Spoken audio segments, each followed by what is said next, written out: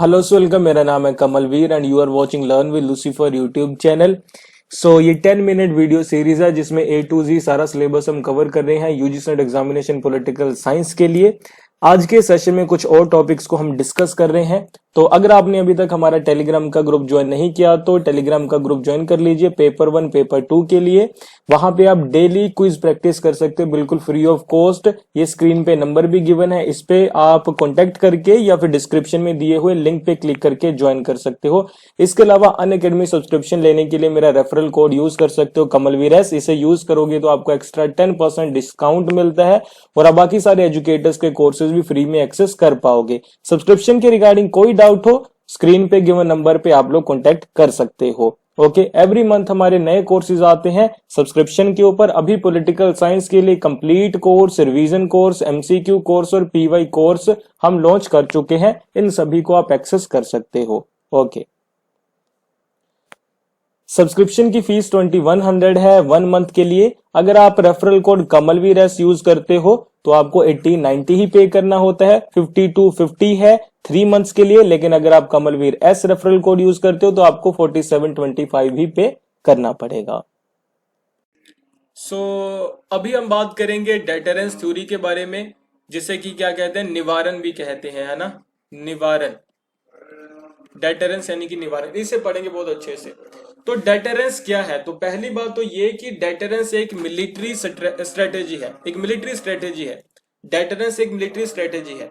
तो इस डेटरेंस में होता है क्या, पहले मैं आपको डेटरेंस बताऊं फिर थ्योरी पढ़ेंगे। तो डेटरेंस में होता क्या है कि एक स्टेट जो आपके ऊपर अटैक करना चाहता है, अगर किस तरीके से, किसी तरीके से हम उसके जो आप कह सकते हैं अटैक को प्रिवेंट कर दें, रोक दे, किसी तरीके से उसे रोक दे कि वो अटैक ना करे, तो इसे कहते हैं डेटरेंस, है ना, निवारण करना, वॉर को रोकना, टू अवॉइड वॉर, है ना। तो इसके लिए एक स्ट्रेटेजी है, उसी को डेटरेंस स्ट्रेटेजी कहते हैं। तो वॉर को कैसे रोका जा सकता है कि सामने वाला हमारे ऊपर किसी तरीके से अटैक ना करे। अभी इसी को समझेंगे, ठीक है। With use of this strategy, deterrence की स्ट्रेटेजी को यूज करते हुए a country can prevent other countries attack. दूसरी कंट्री जो हमारे ऊपर अटैक कर सकती है उसके अटैक को प्रिवेंट किया जाता है डेटरेंस स्ट्रेटेजी के द्वारा। ये थ्योरी काम कैसे करती है, हाउ इट वर्क्स। ओके, तो this strategy is based on fear of retaliation. Fear of retaliation, fear of retaliation पर ये बेस्ड है। फियर ऑफ रिटेलिएशन का मतलब होता है ये, यहाँ पे दो स्टेट्स है, मान लीजिए ये यहाँ पे पाकिस्तान है और यहाँ पे इंडिया है। तो हम फियर ऑफ रिटेलिएशन का मतलब ये होता है कि अगर पाकिस्तान हमारे ऊपर अटैक करता है तो फियर ऑफ रिटेलिएशन का मतलब होता है कि हम उसे इस तरीके से हमेशा उसके अंदर एक फियर पैदा करके रखते हैं कि हम रिटेलिएट करेंगे। अगर आप हमारे ऊपर अटैक करोगे तो हम आपके ऊपर डबल अटैक कर देंगे, और अगर आप हमारे, आप कह सकते हैं कि 100 जवानों को मारोगे अटैक के साथ, तो हमारे पास इतने वेपन है कि हम आपके 10,000 सैनिकों को मार सकते हैं। तो ये होता है फियर ऑफ रिटेलिएशन, ठीक है।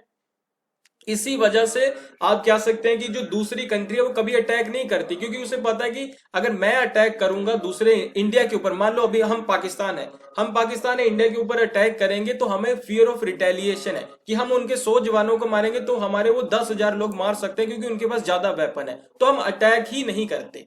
फियर ऑफ रिटेलिएशन पर बेस्ड है ये स्ट्रेटेजी, ठीक है, कि हम उनके ऊपर अटैक बैक कर सकते हैं, इसलिए वो अटैक ही नहीं करते। तो एनिमी स्टेट को यह विश्वास दिलाया जाता है कि अगर आप हमारे ऊपर अटैक करते हैं तो जब हम अटैक बैक करेंगे तो आपको ज्यादा नुकसान होगा। तो इसी वजह से ज्यादा नुकसान के डर से वो कभी अटैक ही नहीं करता है, ठीक है, रिटर्न में। इसीलिए जो एनिमी कंट्री है वो समझ जाता है कि उसे अटैक नहीं करना है और वो कभी अटैक नहीं करता। इस तरीके से इसी को कहते हैं डेटरेंस, की अटैक को अवॉइड कर, सॉरी आप कह सकते हैं कि प्रिवेंट कर देना, ठीक है। ये काम कैसे करता है, ये काम कैसे करता है? तो ये जो अटैक है आप कह सकते हैं कि डेटरेंस का, आपने देखा है ना कि हम किस तरीके से उन्हें डराते हैं अटैक बैक के लिए, किस तरीके से हम फियर ऑफ रिटेलिएशन कैसे क्रिएट करते हैं। तो आपने देखा होगा कि जो 15 अगस्त है, 26 जनवरी है, अलग अलग दिनों के ऊपर आप देखा होगा कि हम अपने वेपन्स को सामने लेकर आते, प्रेजेंट करते हैं, है ना, कि ये सारी इतनी हमारी, आप कह सकते हैं कि आर्मी है और ये हमारे इतने सारे वेपन्स है। ये नए नए तरीके के परेड करवाते हैं, नए नए तरीके के जो भी हम आप कह सकते हैं कि जो वॉर क्राफ्ट है जो भी हम बनाते हैं, है ना, उन सभी को वहां पर प्रदर्शित किया जाता है, वो इसी वजह से कि सामने वाले देश तक ये बात पहुंचे कि इनके पास ये सारी चीजें हैं, तो हम अटैक करेंगे तो ये बदले में हमारे ऊपर ये यूज कर सकते हैं। अभी कुछ समझना होगा हमें। तो जो डेटरेंस है, लेकिन काम हमेशा नहीं करता। डेटरेंस तभी काम करता है जब ये क्रेडिबल हो, ठीक है, जब ये क्रेडिबल हो। और ये कब क्रेडिबल होगा हम समझते हैं। सो डेटरेंस कब काम करता है, जब ये क्रेडिबल हो। क्रेडिबल कब होगा, तो पहली चीज तो इसके लिए पहली कंडीशन है कि इंटरेस्ट होना चाहिए, ठीक है, इंटरेस्ट है, कैपेबिलिटी है, ठीक है, दूसरी चीज क्या है, इंटरेस्ट है, कैपेबिलिटी है, स्ट्रेंथ है, ठीक है।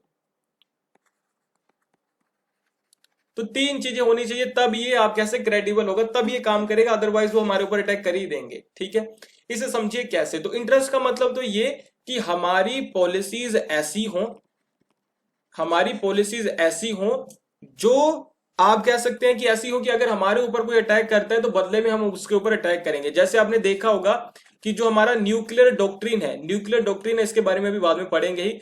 जो हमारा न्यूक्लियर डॉक्ट्रिन है वो क्या है, वो हमें बताता है कि अगर इंडिया के अगेंस्ट कोई न्यूक्लियर वेपन यूज करता है तो इंडिया बदले में उसके ऊपर न्यूक्लियर वेपन यूज कर सकता है। ये न्यूक्लियर डॉक्ट्रिन है। या फिर इसमें यह भी चीज है कि इंडिया के किसी भी आप कह सकते हैं कि इंसान के ऊपर अगर इंडिया की टेरिटरी में नहीं भी, मान लो कि इंडिया के जो सैनिक है वो अफगानिस्तान में लड़ रहे हैं, ठीक है, लेकिन आकर के पाकिस्तान हमारे लोगों के ऊपर, जो हमारे सैनिक है अफगानिस्तान में, यूज करता है आप कह सकते हैं कि न्यूक्लियर वेपन, तो इंडिया पाकिस्तान के अगेंस्ट फिर यूज करेगा। यानी कि ये हमारी पॉलिसी है। तो ये पॉलिसी क्या है, हमारे इंटरेस्ट को शो करती है कि अगर हमारे ऊपर कोई अटैक करेगा तो हम भी उसके ऊपर अटैक करेंगे। ये पॉलिसी ऐसी नहीं है कि हमें अटैक नहीं करना, ठीक है। तो इंटरेस्ट को दिखाना पड़ेगा तो ही ये क्रेडिबल होगा। जैसे कि हमने आप कह सकते हैं अलग अलग टाइम पे जैसे सर्जिकल स्ट्राइक, एयर स्ट्राइक, ऐसी चीजें की हैं, ये हमारे इंटरेस्ट को दिखाती है कि अगर पाकिस्तान किसी भी तरीके की कोई भी आप कह सकते हैं कोशिश करता है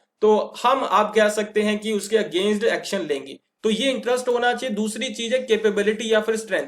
तो हम इतने कैपेबल भी हों, यानी कि हम, आप तो कह रहे हैं कि हम डेटरेंस की बात कर रहे हैं, तो हमारे पास कैपेबिलिटी का मतलब है कि न्यूक्लियर स्ट्रेंथ वहां पे होनी चाहिए।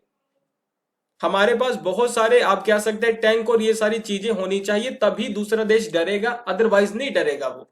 अदरवाइज फियर ऑफ रिटेलिएशन काम ही नहीं करेगा, क्योंकि क्रेडिबल नहीं होगा, क्योंकि वो हमसे डरेंगे ही नहीं, ठीक है। तो ये चीज है, तो ये चीज वहां पे होनी चाहिए, इसीलिए हम सैनिक प्रदर्शन ये सारी चीजें करते हैं। आई होप आपको चीजें यहां तक क्लियर हुई होंगी। अभी तक तो हमने समझा ये मिलिट्री स्ट्रेटेजी कैसे काम करती है। अभी हम समझेंगे एज अ थ्योरी ये कैसे डेवलप हुई। थ्योरी भी तो समझनी हमें, है ना।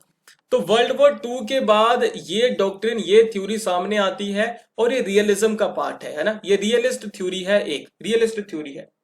सो नाम याद रखिएगा जी, रॉबर्ट जबल्स, 1979। ये कहते हैं कि 3 वेव्स हैं आईआर में डेटरेंस थ्योरी के डेवलपमेंट में, ठीक है। 3 वेव्स में डेवलप हुई है आईआर में डेटरेंस थ्योरी, इस चीज के बारे में ये बात करते हैं। सो अभी हम एक एक वेव के बारे में डिटेल में पढ़ेंगे कि एक एक वेव किस तरीके से काम करती है। ओके, तो जो फर्स्ट वेव है, तो न्यूक्लियर वेपन वर्ल्ड वॉर 2 के बाद सामने है। देखो वर्ल्ड वॉर 2 के बाद ही आपको पता है कि चलो यूएसए के पास तो थे, 2 के बाद ही 3-4-5 सालों में ही सभी देशों के पास न्यूक्लियर वेपन्स आ गए। सो इस वेपन को एक्वायर करने का उद्देश्य था कि न्यूक्लियर अटैक को प्रिवेंट करना। देखो एक चीज याद रखिए, यहां पे बर्नार्ड ब्रोडी के कोटेशन है, उसी के सारे बताता हूं आपको। ये लिखते हैं कि in the nuclear age the primary purpose of military force must not be win wars but to prevent wars to occurring. तो यहां पे मैं आपको बता दूं ये क्या कह रहे हैं।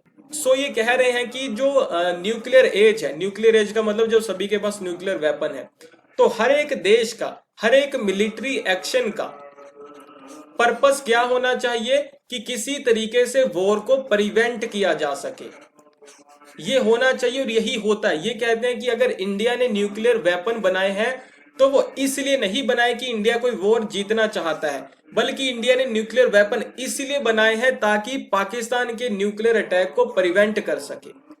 तो ये वो कहते हैं यहाँ पे कि न्यूक्लियर एज में जितने भी देश न्यूक्लियर वेपन्स बनाते हैं या बना रहे हैं उन्हें क्या करना चाहिए या क्या कर रहे हैं वो, तो वो न्यूक्लियर वेपन इस वजह से होने चाहिए कि दूसरे के अटैक को प्रिवेंट कर सके। इस वजह से नीड है कि हमें अटैक करना है, ठीक है। तो इसी वजह से हमने न्यूक्लियर वेपन्स को बनाया। आई होप आपको बर्नार्ड ब्रोडी का ये कोटेशन क्लियर हुआ होगा। ओके, आई होप आपको वीडियो अच्छी लगी हो। वीडियो अच्छी लगी हो तो लाइक करना, चैनल को सब्सक्राइब करना मत भूलिएगा। और अगर आप सिस्टमेटिक वे में यूजीसी पॉलिटिकल साइंस के लिए प्रिपरेशन कर रहे हो तो सब्सक्रिप्शन लेना मत भूलिएगा। और आप लोग मेरा रेफरल कोड यूज कर सकते हो कमलवीर एस। और आपको मैंने फीस के बारे में बता दिया है, ये 2100 है। अगर आप referral code Kamalvir S use करते हो तो आपको सिर्फ 80-90 ही पे करना पड़ेगा। सो कोई भी सब्सक्रिप्शन के रिगार्डिंग आपका डाउट हो, वीडियो के डिस्क्रिप्शन में लिंक दिया हुआ है टेलीग्राम ग्रुप का और मेरे नंबर भी है, वहां से आप लोग कांटेक्ट कर सकते हो। Thank you for watching, bye bye.